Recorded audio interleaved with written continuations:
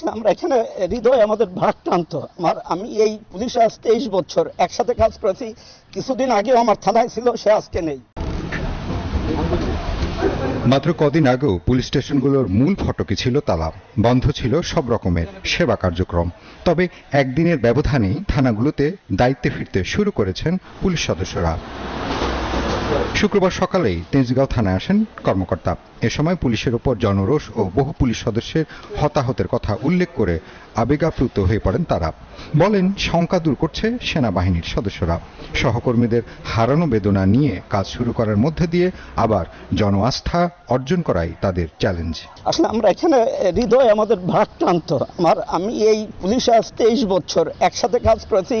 কিছুদিন আগেও আমার থানায় ছিল, সে আজকে নেই।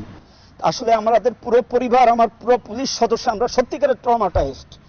তার ভিতরে আমরা আসলে জনগণের প্রয়োজনেই কাজ করি। আমাদের ব্যর্থতা অনেক সময় আমরা জনগণকে বুঝাইতে পারি না।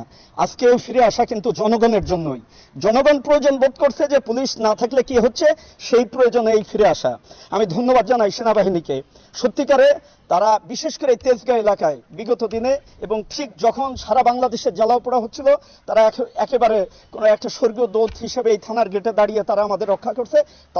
তাদের প্রতি আমার এই থানার পক্ষ থেকে কৃতজ্ঞতা।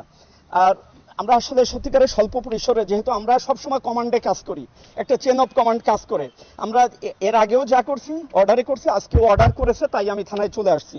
এখনো আমার অনেক সহকর্মী কান্না করতেছে, আসতে পারছে না।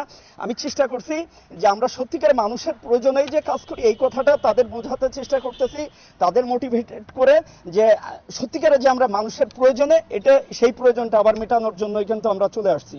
তাই সবাইকে ধন্যবাদ। আমরা চেষ্টা করব এবং জনগণকে বলবো আমাদের রাস্তায় নেওয়ার জন্য।